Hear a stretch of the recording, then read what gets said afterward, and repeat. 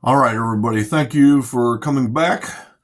I am going to get to today's comment call. Looks like we just have one comment from yesterday. With regards to the video, are people cut out for self-employment? So, Own Silver, once again, thank you for being so loyal and making all these comments.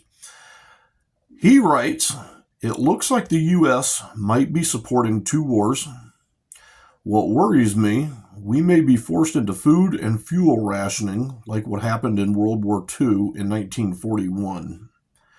They used price caps. Then, in 1942, they used rationing coupons. Nixon put the U.S. on price control from 1971 to 1974, which caused a lot of shortages because there was no profit to be made. In the 30s and 40s, about 48% of families grew vegetable gardens. Today, only 4% grow food and even less preserve what they grow, unlike in the 30s and 40s. Stores only carry a 3-day supply. If stores lose credit or trucks run low on fuel, just food for thought. So this comment, so it doesn't really have much to do with self-employment. The purpose of that particular video was to discuss, are people business-minded? Are they cut out for business? And I'm not sure that, I think most people are genuinely happy being an employee. And you know what? Maybe for them that is totally fine. But with regards to the comment here, so I want to focus on actionable information. So obviously you and I cannot control what sort of wars and engagements the U.S. government decides to get into. Unfortunately, we pretty much are all just people riding on the school bus or people, whatever. I don't know. We have no control over any of it. As far as positivity and thinking about the future and how can we get through the rough times that are likely to come, I take solace in the fact that life does not cease to exist during rough times. And as an example, think about the breakup of the Soviet Union, for example, back in the early 90s. So obviously, a government drastically changed in the form of, it went from being the Soviet Union, it was 100% communist, and then it became Russia. The simple fact is, times got rough during that phase of the country's history. People probably had to make changes and adjustments, very likely had to, but they managed to get through it either by having strong friends and family and faith in God, what have you. But one could now say that maybe life in Russia is actually generally pretty good right now for most people, I'm guessing. There's poverty in every country. It doesn't matter how rich the country is. I mean, look at the United States, for example, one of the richest countries in history, but we still got homeless people. We still got homeless problems. Literally, the church right across the street over here from me runs a food bank every Tuesday, like today, and there is a line of cars all the way down that road.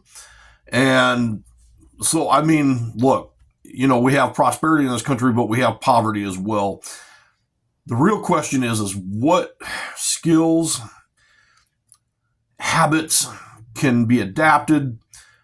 Can you improve your present situation in any way possible? I can't answer that for you. You have to answer it for yourself.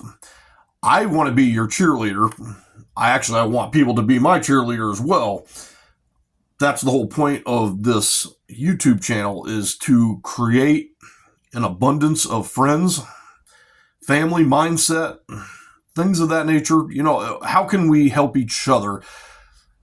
The last thing we need to be doing is depending on any government or elected official. As you know, and if you're entirely honest with yourself, these people don't care about you. Depending on an elected official to make your life better is like setting yourself on fire and hoping to find air conditioning, I guess. It doesn't make any sense. So, again, I want to focus on the positivity of what we can do, how we can improve. Let's see. His next statement. Okay. So he said in the 30s and the 40s, about 48% of families grew vegetable gardens. There is absolutely no excuse why none of us can't, or rephrase that, there's no reason why we shouldn't have our own gardens in our yards. Whether you want to use your front yard, your backyard, the only thing that matters is that you start, right?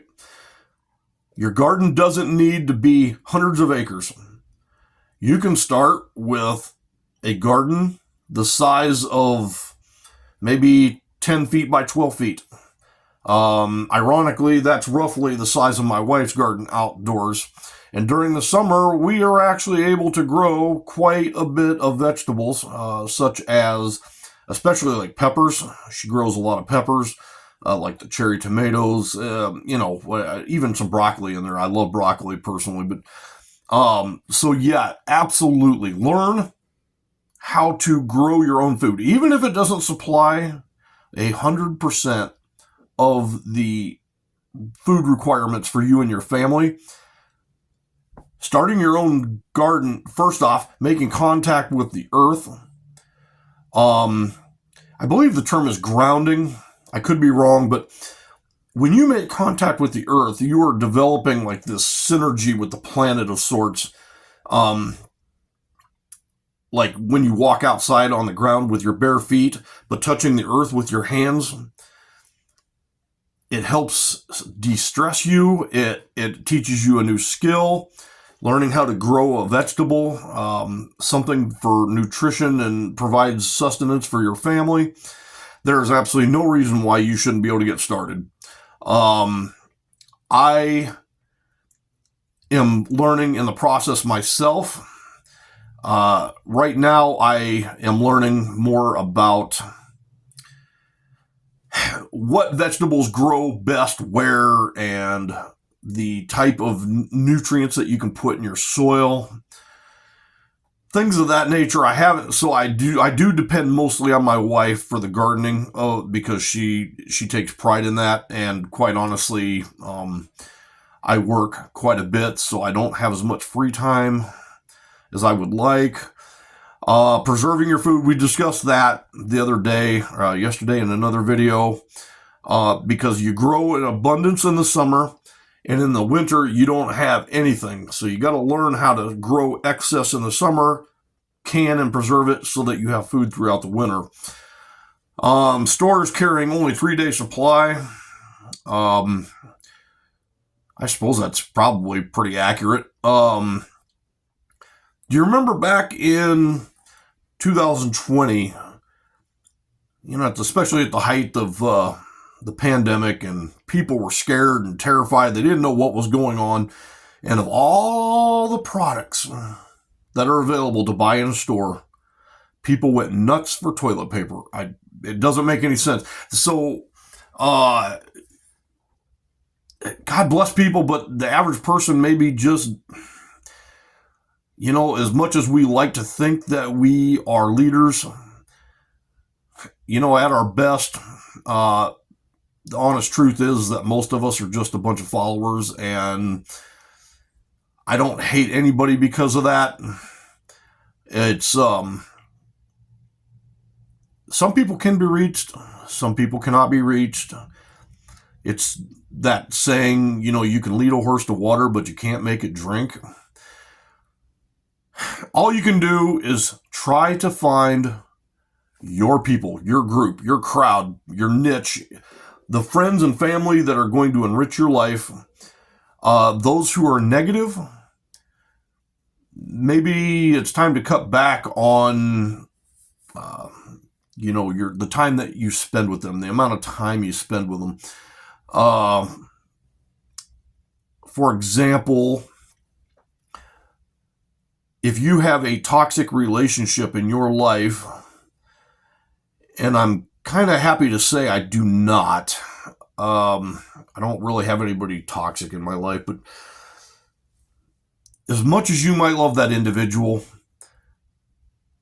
you need to minimize the amount of time that you spend with them because it sacrifices your mental well-being, your health, your happiness, your clarity, your vision, your goals.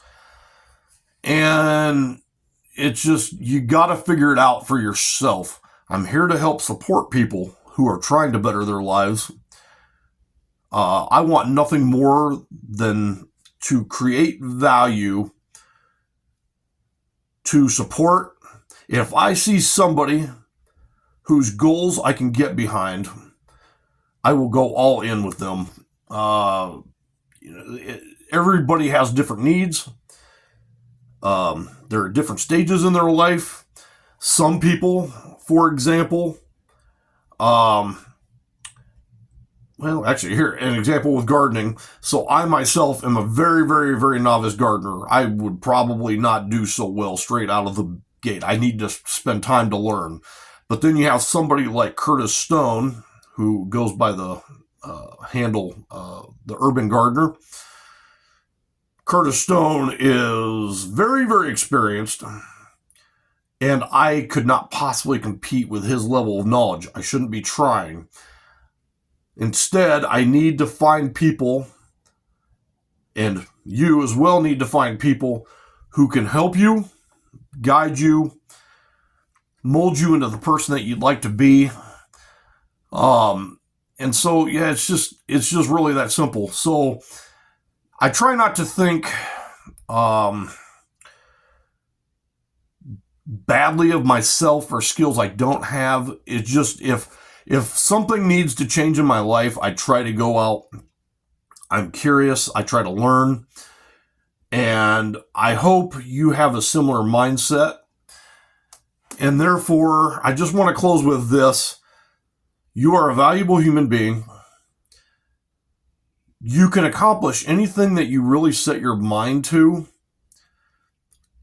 You have to love what you're doing. You have to be motivated. And if you can bring others along the way with you, please try to do so. Try to help, give back a little bit. Not everybody is as good as you are, right? But they want to be better. So help them try to become better. But don't do it at the expense of your own safety, family, whatever, right? So, I didn't actually expect the the comment call to go on this long. Right now we're sitting at about 13 and a half minutes. I just want to close with, be happy, find happiness in the world, try to give your happiness to others, because remember, a candle, when you light a candle, it gives out light everywhere, and you should try to be a candle. Spread your light, spread your joy, spread your happiness, and try to be that individual who people like, respect, love, admired. Try to be that person. So anyway, having said that, today is Tuesday morning. I did post that video with the pictures, so that'll be up before this one. And in the afternoon, I have another lighter video, so keep an eye out for that one. And I hope everyone has an awesome Tuesday, and be excellent and be kind to each other, and just try to make the world a better place. So that's all I can say. Anyway, thank you for listening. If you got value out of this, please give me a thumbs up. Please click subscribe. I look forward to making friends here. More than anything else, that's what I want. I want us to be a positive community, a radiant and vibrant, and to go forward and make things happen in the world. So anyway, I will see you tomorrow. So have a great day. Okay, everybody? Bye-bye.